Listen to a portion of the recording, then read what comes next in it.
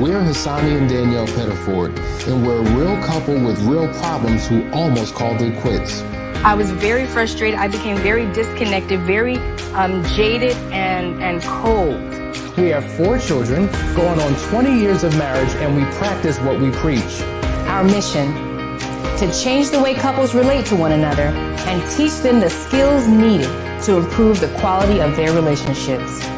This is the Couples Academy Show. Well, good morning, everyone. Welcome to the Couples Academy Show. My name is Hassani. And I'm Jeff. And we are here on a great Monday morning to talk with you, coming off of an amazing weekend. As you know, this past weekend was our last chance weekend. We had couples driving and flying down to be with us to really work on their relationships, and what an amazing weekend it was. I knew that there was something uniquely different about this group. I knew that there was something there. There was a common thread that we quickly identified at the beginning of day one, and we leaned into that thing so hard, and I think we experienced breakthrough for a lot of the couples. Wouldn't you say? I said there was a breakthrough for all the couples. Not always the same direction, but definitely breakthrough. Oh man, the aha moments, right? The ability to truly to discover who I am. I came here not knowing, things were buried, things were lost, and then I gained a clarity that I didn't have before. Because we talk about this all the time. One of the things that people are looking for is certainty. And when you have that, it's almost like putting a battery in your back. You can't have it without clarity. Well, you know, when you walk in the room, it's like kind of like when you're driving a car and you know your tires are out of balance, you can't take your hands off the wheel because everything's pulling one direction or pulling the other direction. And that was the sense that happened when we walked in the room. It was people who really, really, truly did love each other, but they couldn't find a way to get on track. So this person would do something and it wouldn't be received. The other person would do something and it wouldn't be received. And it's this never-ending cycle of back and forth, and you did this, you did that. And the truth of the matter is they just wanted to come together and they just needed something. They didn't know what it was. Well, I think we got it right this weekend. Yeah, it was great. It was really great. We had some new experiences in there. Every time we do this, we always want to take it to the next level. And I'm going to tell you, the one thing we hear all the time is, man, I wish we knew about this before we got married, or I wish we knew about this at the beginning of our marriage. Why did I have to take this crisis before we would wake up and figure out we need to invest in our marriage? Well, guess what, guys? We are here. So if you have not experienced crisis, why wait till you do?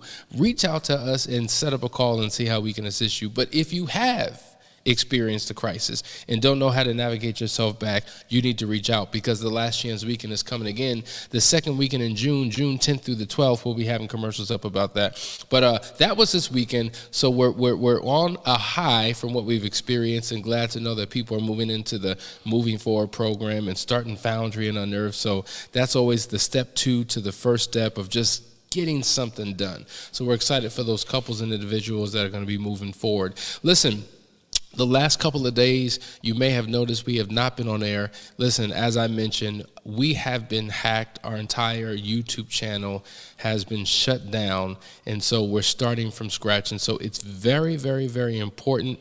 The things that we ask you to do over the next few days as we rebuild, restore, or try to regain access to our YouTube channel. And so we're broadcasting on different platforms in the meantime till we get our house back in order. So listen, we want you to share, like, and subscribe the new channel that we're building, and we'll have a link for that you can do so. Just go to the link in the description to the new channel so that you can get notifications immediately when we go live, okay? It's okay. Sometimes you just need a wake-up call. Sometimes you need something to challenge you, to help you to realize, okay, we need to take things to the next level and come back with a vengeance, because marriages are being attacked all over the world, and the enemy's not going to shut us down. We're going to have more fervor, more stick-to-itivism, more zeal, more passion, more commitment to do what's necessary to restore marriages all over the world. All right, guys, we're talking today about an important topic. It's really a continuation of what we've been doing since last week, talking to the men. 7 things men need to know about marriage. They need to know 100, but we're going to cover 7. Yeah, we just going to cover 7 today just to give you a foundation, because what I think is happening is, to be quite honest, a lot of men enter into marriage ignorant of what it really is, because either they had no example, or they had a bad example, or they're looking at what media purports, or they're looking at what society says, and we have no clue. There's no relational intelligence when it comes to making this thing work. There's nothing that prepares you for marriage unless you've lived in an absolutely phenomenal home, and that still doesn't prepare you, because we don't always know who we're marrying and what we're marrying and their histories and what gets brought into it. And so we need foundational information that we need to be aware of right from the start, that allows us to get our head right, to get our heart right, to get our mind right, so we're prepared for the challenges that come. So 7 things men need to know about marriage. Listen, guys, we're going to a quick commercial break. Stay right there, and we're about to unpack this thing in a way that you would not believe. Be right back.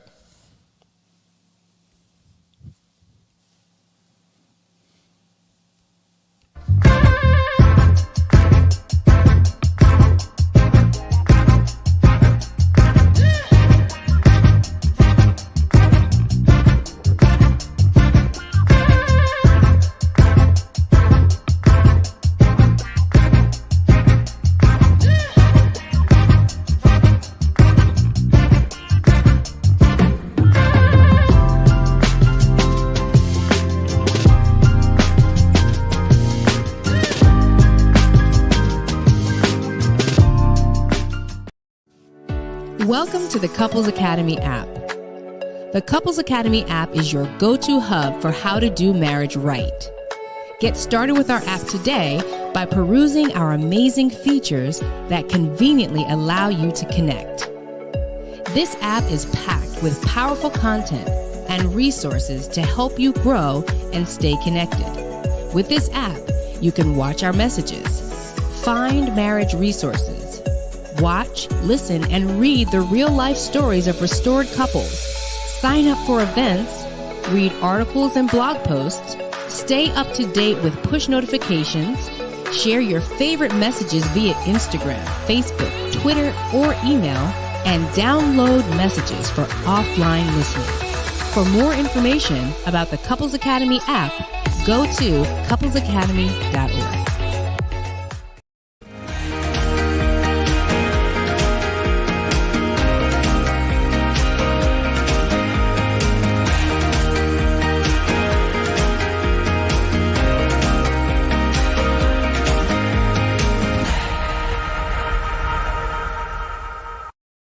Hey guys, we're back. You're watching the Couples Academy show. We're going to dive right into the topic today, 7 things that men need to know about marriage. So if you are a man and you have a pulse, I want you to grab a notebook and a pen and write these down. And if you're a wife, and for every woman who's Exactly. watching this show, I already know you ready to go, because you're ready to teach that man what he needs to do and how he needs to show up.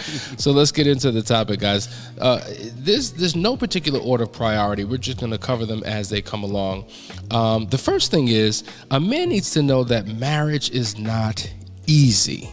And I think this is important, because, I remember Danielle and I talking about this all the time. Marriage is spelled W-O-R-K. And then I remember she came back and she said, no, it's not. It's spelled H-A-R-D-W-O-R-K,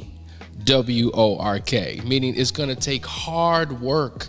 And I think that in this society, we want what's easy. We want what's comfortable.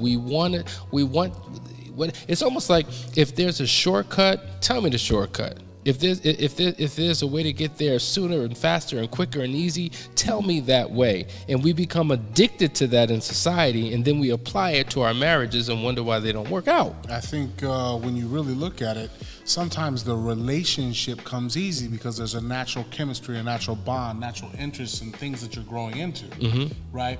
When you add work to that relationship, when you add hard work to that relationship, things that need to be done, bills to be managed, kids to be controlled, schooling to figure out and then the relationship ends up suffering. So we go from this wonderful bliss of how good we had chemistry to now what happens to that chemistry when we add in difficulty.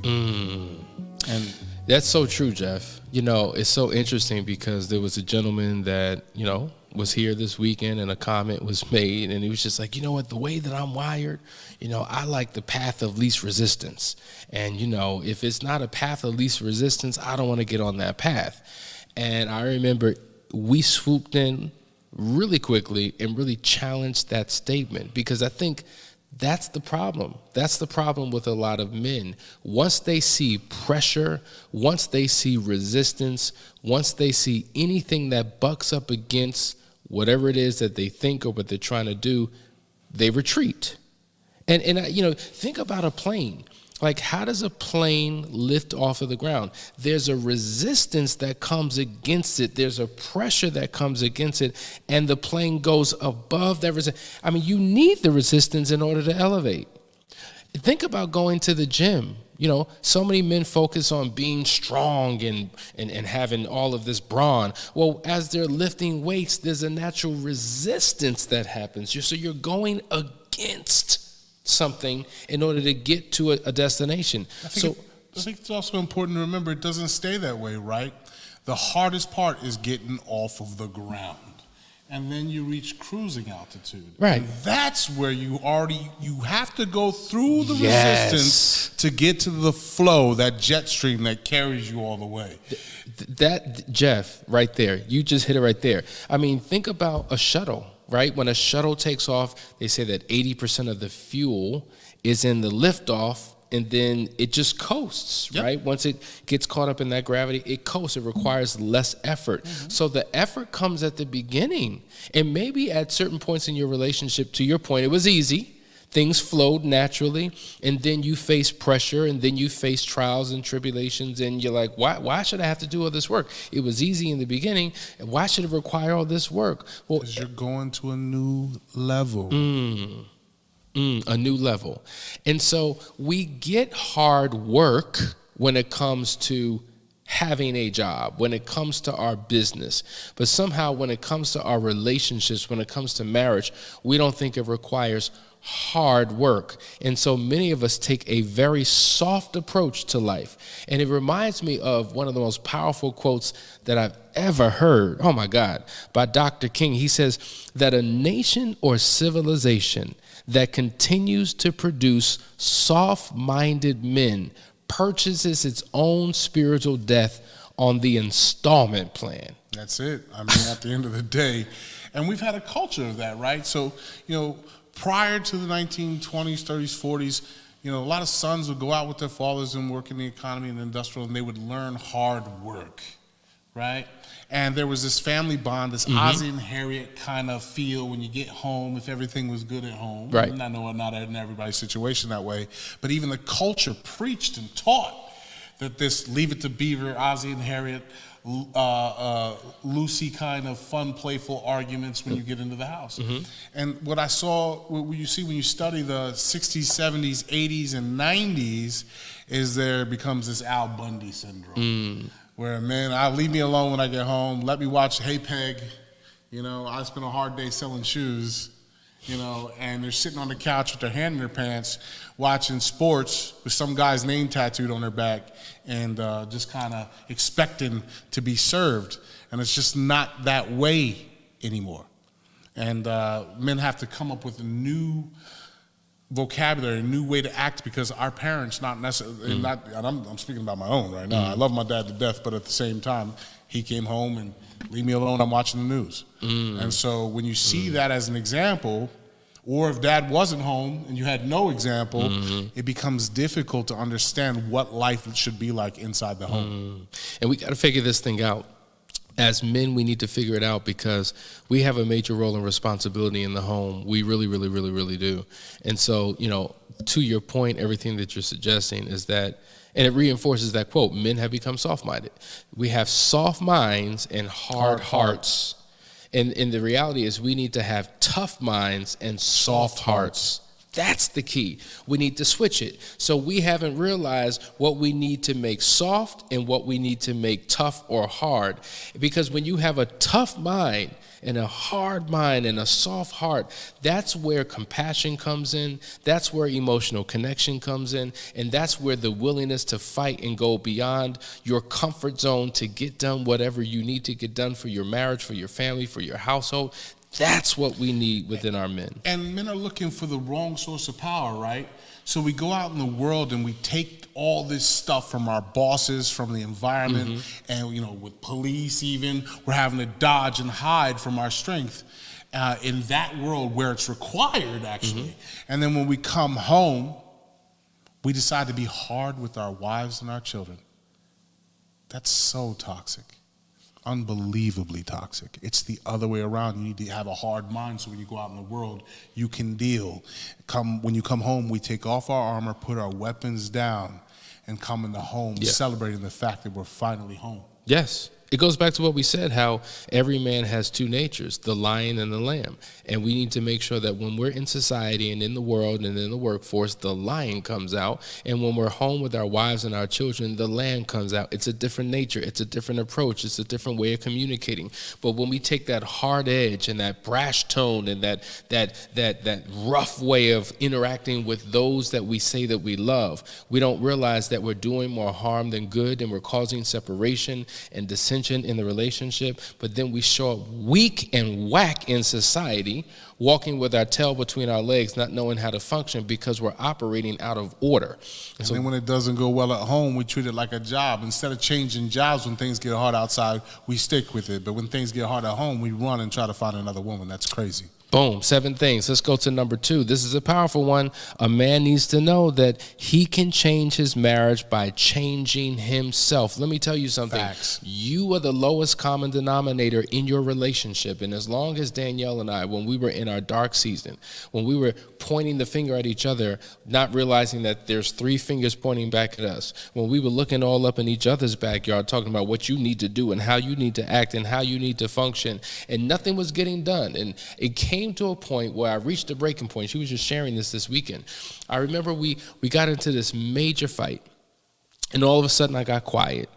And it's almost like I had an out-of-body experience where I'm looking at the two of us go at it, and it was just such a horrible, horrible experience. And all of a sudden I just broke down in tears like a baby, because for the first time in my life, I had been successful in school, I had been successful in sports, I had been successful at my business as a young entrepreneur, but felt like a failure. And for the first time articulated to her, I feel like a failure. And I cried like a baby. And I realized that, you know what? The only way that this marriage is going to change is if I change. And that was the beginning of the journey. It is. I mean, very similar stories. Feeling inadequate, expecting my wife to give me the business advice to survive in the world, knowing that she was a stay-at-home mom, which is absolutely insane, and expecting her to even understand, and expecting to get compassion out in the street, which was not happening. I had everything in reverse. I needed to get that business advice from men who had what I want and been what I've been, and I needed to come home and get the compassion and love and care that I needed. So I was no longer seeking self-affirmation in the street. I was seeking that affirmation at home in her. That's when things got right. Like when it's okay, baby, it's going to be all right. I know you're smart enough to figure this out, and get that hard mind out in the street. Like, look, we're going to get this done. I need to go find out people who are going to do this. Because men sit there and say, my wife doesn't support me. It's not that she doesn't support you. Sometimes she doesn't know the detailed things of what you do in your workplace versus her workplace. And you're looking in the wrong direction for the wrong thing. You go home for love, care, respect, and honor, and you also give that in return. And you go out in the world to find out the path, the way, through people who've already done it. Men, if you're watching right now, I'm talking to you. I know your wife has issues and faults and flaws and idiosyncrasies and challenges, and she's got her own stuff, her own baggage, all of that. But you need to change. The change needs to happen in you. Stop looking at her and look inwardly. Don't use these physical eyes that can only see outward. Close your mind and use the vision and begin to look inward. Look at yourself. You are the lowest common denominator in your relationship. There's some things in you that have to change. There's some vices that you've held on to, whether we're talking about alcohol or drugs or porn or too much eating. Whatever your vice is, whatever you do to get away, to sedate yourself, you got to get rid of those vices. Those have got to change. You got to begin to pick up virtues. Change also happens from within, right? If there's no internal change, then there can be no external change. We often focus on circumstances being different. Even the way we pray wrong. We're praying that God will fix our circumstances, fix our conditions, change our environment. But it cannot happen if there's no internal change within yourself. It kind of makes me think about this movie. Now, many of you have seen this movie, The Wizard of Oz, right? And so here you have three men. First of all, there's a perversion of responsibility here because you have the Tin Man, the Scarecrow, and the Lion. Three men who are being led by a woman and a dog, right? A perversion of responsibility. A woman was never designed to lead a man. The only woman the only male that a woman was responsible for leading was a mother to her male son, right? That's it. But when you become a man, it is your responsibility to lead the family. That's the order. So here we have the lion who had no courage. We had the Tin Man who had no heart. We had the Scarecrow who had no brain. So you got a brainless, heartless, courageless man. This is how I it don't take me long. 5 minutes in a room with any man talking about his wife or his household, through his complaints, I can tell exactly what's wrong. So these are the three insecurities men have. They're not smart enough. They have no mind, right? They have no courage or no courage to face the real factors in life. So they blame everyone else. It's the government's fault. It's this part. I'm telling you right now, there was a time when there was no government and it was a savage world and you had to deal with the elements. You couldn't complain because there were lions, bears, and tigers, oh my, out there trying to get you. You had to figure it out. And I'm telling you right now, men, you need to figure it out. Because when you decide to become ultimately responsible for your outcomes, regardless of governmental systems, regardless of the current winds of the economy, when you finally decide that you're going to be all that you can be, you know, like the Army commercial, when you decide that you can become the Army of One, another Army commercial, you can actually start creating this warfare against and create this overcoming of the resistance in the world, and you can survive and thrive because you're no longer dependent on what everybody else is doing. You've become self-dependent and therefore independent in the world. And then when you're going home, you can have that love, that care, that nurturing that you need in your place of refuge, in your place of respite. On this journey that men take, the true them comes out, or the deficiencies, the inadequacies, the fears, the things that they struggle with comes out. In this journey in The Wizard of Oz, as they took the journey to the wizard, you saw where the lion had no courage. You saw where the Tin Man had no heart. You saw where the Scarecrow had no brain. And they thought that their solution was finding something outside of themselves. And so when they got to the wizard and realized who this wizard really was, right, going to outside sources, thinking that the solution is out there and realizing that it's not, it was the good witch, right, who had to remind them everything that you were looking for was already in your own backyard. And so we talk about this all the time, how we as men, but humans in particular, we live life from the outside in, seeking validation outside this world, seeking all things outside of ourselves. But if we took a deeper dive within ourselves, we would discover who the true us really is.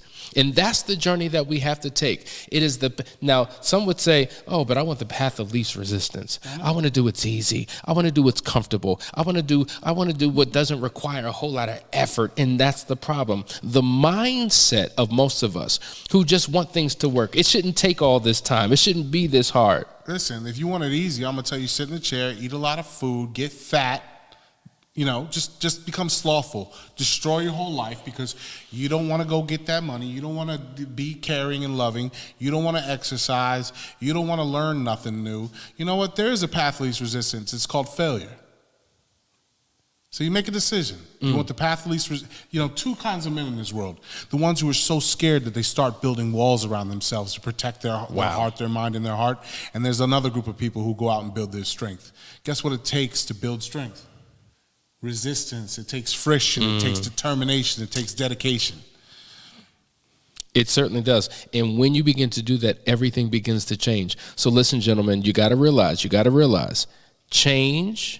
When you change yourself, when you change your life, when you change your mind, when you change those things that you're struggling with, your marriage will naturally change because you are the lowest common denominator. It really makes me think about a quote that I read in a book. There's a phenomenal book that we always encourage people to read, What Radical Husbands Do. And in that book, it says that the man determines the quality of his marriage. The man. Now, of course, you have a man and a woman in a relationship, and both can help pervert or contribute to how well the relationship goes. But at the end of the day, as men, we are the foundation. As men, we are the leaders. As men, we have been given by God and the wiring of everything we need to make sure that we have a phenomenal relationship. And so I think it makes me think about like a coach, right? Now, a coach is responsible or takes the responsibility for other people. A coach doesn't get on the court. A coach doesn't get on the field. A coach isn't involved in the game. And so when the team loses, who's responsible? The coach. When the team wins, who gets the credit? The team, right? And so if we shift our way of thinking and realizing the chaos that's going on in my home with my children, what role am I playing in that? When my wife is acting crazy and losing her mind, what role do I play in that? How can I step up? How can I be more? How can I do more? How can I position myself to shift the environment? Because as men, you have two different things going on. You got thermostats, right? The thermostat determines the temperature in the room, and you have thermometers. Thermometers measure the temperature in the room. And many of us as men, unfortunately, have been showing up as thermometers and not thermostats. Does that make sense? And so the order is out of line. But once we realize who we are and whose we are, and we step into our level of responsibility, everything begins to change. We're going to go to one more before we end this show that I think is powerful. A man needs to know that the ultimate team is marriage. Now, Jeff goes in hard on this because many of you are sports fans. Many of you spend your life sedated in front of a television, watching other men fulfill their visions. Now you'll celebrate their victories, their accomplishments, while you sit on a couch eating subs and drinking sodas and eating chips, right? You'll participate in their championships, their Super Bowls, their World Series, all of these different things. And you're a fan of other people's teams rather than realizing that you should be the MVP of your own team. And what are we talking about? Your marriage, right? You and your spouse. I'm on Team Pettiford 24 hours a day. What's your team? My team is Team Witt all day. And so once you realize that the marriage, that this partnership, that this relationship that you have with your spouse is the ultimate team, then everything begins to change. So your spouse is not your opponent. Your spouse is not your nemesis. Your spouse is not your adversary, though oftentimes we look through a lens that would suggest that once you understand that everybody's got a role, and when you come into alignment and you figure out what your roles are and you figure out the objectives, wait a minute, on every team, is there not resistance? Absolutely. I mean, what we've decided as men, I'm going to say we because I'm going to put myself in your category, even though I don't play with y'all on this, we've decided to become spectators. Spectators of other people's success, right? So we're sitting on the sidelines, like I said, with some man's name stamped on our back like a tramp stamp, and we're sitting there watching their lives. I know men who gather together to argue over numbers on another man's stats board, and they don't even know their own. The wife's asking them, how come that bill didn't get paid? But they know more about another man's money. They count another man's money quicker than they count their own. Now, it'd be different if you were trying to emulate that man by going out and playing those sports and getting your body right. But a lot of us have passed that mark. You know, we're 30, we're 40, we're 50 years old. We ain't going in the NBA. Give up that fantasy. When your wife is sitting there going, hey, honey, I need some help with this. Babe, it's the game. The game's on. This is a good game. I got to watch it. It's a good game. Do you hear yourself? When your child is playing with Legos and it's time for dinner, do you accept, but mom, dad, but I'm playing Legos. Can you leave me alone right now?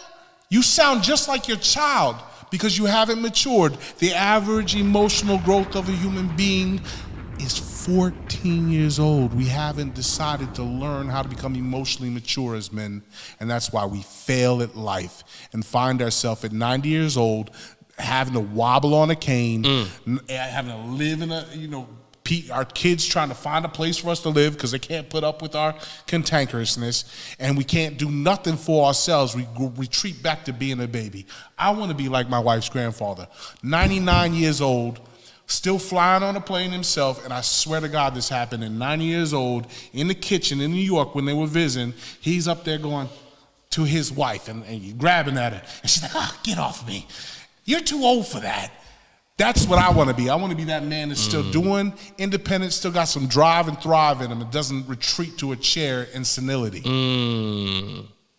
Wow. That gets another bomb. I hope you're getting something out of this. We're talking about the 7 things that men need to know about marriage. Listen, this is part 1. We're coming back tomorrow with part 2. Of course, we couldn't get through them all, but I want you to watch the replay. Watch it with your spouse. Take notes. Don't weaponize this message. Let it be a source of inspiration rather than separation. Absolutely. And tugging and fighting and pull. Like, that's not what this is about, but we want to empower men. Men, we're not calling you out, we're calling you up, because there's a responsibility that you have in your home, because at the end of the day, in order to develop a society and a civilization that will thrive, it first starts in the home. And so you have to step up as a man. You need to know your place as a husband so that you can begin to change the trajectory of your relationship, because the life that you live is not just for you, it's affecting everyone around you. It's impacting your wife, it's impacting your children. Your life is on